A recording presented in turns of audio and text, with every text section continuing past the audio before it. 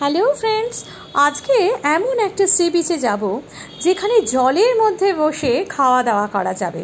বিশেষ করে মাছ ভাজা, কাঁকড়া ভাজা কিংবা কাঁকড়ার কষা, মাছের কষা, যেটা বলবে সেটাই করে দেবে। হ্যাঁ, এই বিচটা কোথায় সব কিছু জানাচ্ছি। দেখো, এটাও ঠিক যে এখানে সমুদ্র হয়তো অতটাও বড়, মানে অতটাও বেশি বেশি বড় বড় ঢেউ নিয়ে আসে না।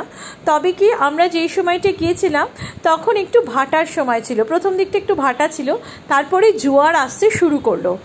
এই যখন জোয়ার আসতে শুরু করলো, আস্তে আস্তে এই ঢেউগুলো যখন এগিয়ে আসছে, সি বিচে বসার প্রচুর জায়গা রয়েছে। এবং এই সি বিচটাতে বিশেষ করে এইখানটাতে না সকলেই চেয়ার টেবিল মানে পাতা রয়েছে। কেন টেবিল? কারণ হচ্ছে টেবিলে বসে তুমি খেতে পারবে।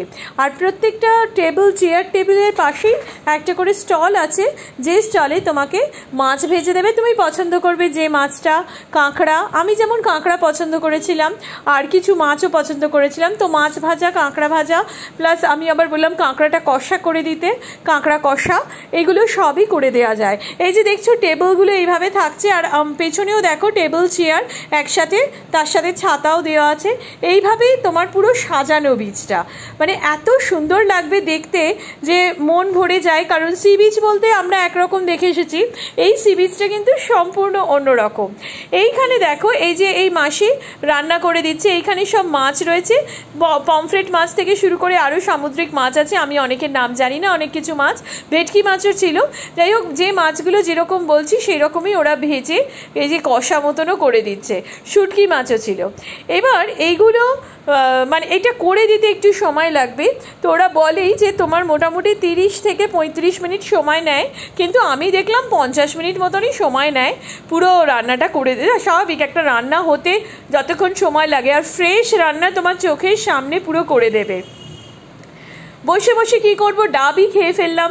এবার এই ডাব যখন খাচ্ছি, দেখো জলটা কত এগিয়ে এসেছে। যে জল দেখছো কীরকমভাবে এগিয়ে এসেছে, আমাদের পুরো পায়ের তলায়, টেবিলের তলায় পুরো সমুদ্রের জল চলে এসেছে, এবং পায়ের তলায় সমুদ্রের জল আর হাতে রয়েছে কাঁকড়া। মানে এইরকম একটা অসাধারণ অভিজ্ঞতা। এবং এই মাসিরা কিন্তু ভীষণ ভালো রান্না করে, এরা গ্রামের লোকাল, কিন্তু দুর্দান্ত ভালো রান্না।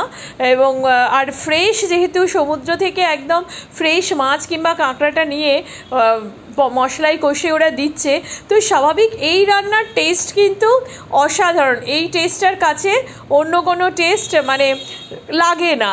এটা একটা অন্যরকম ব্যাপার, একদম ফ্রেশলি প্রিপেয়ার্ড যেটা বলা হয়, একেবারে ফ্রেশলি প্রিপেয়ার্ড, মানে ক্র্যাব অথবা ফিশ, সেটা কিন্তু মানে যতই তুমি হোটেল রেস্তোরাঁতে খাও না কেন, সেগুলো অনেকটা আগে থেকে মানে প্রি কুকড, আগে থেকে। এই যে দেখছো জল কীভাবে আমার পায়ের ওপর দিয়ে যাচ্ছে, বেশ মজা লাগে, মানে বেশ একটা এক্সাইটমেন্ট যে সমুদ্রের ঢেউগুলো পুরো পায়ের ওপর দিয়ে চলে যাচ্ছে, আর তুমি তার মধ্যে বসে বসে খাবার খাচ্ছ। তো মাঝে মাঝে আবার ডিসব্যালেন্সও হয়ে যাচ্ছি, কেন চেয়ারের জলের ঝাপটা বেশি এলে কিন্তু চেয়ারগুলো সরে যায়।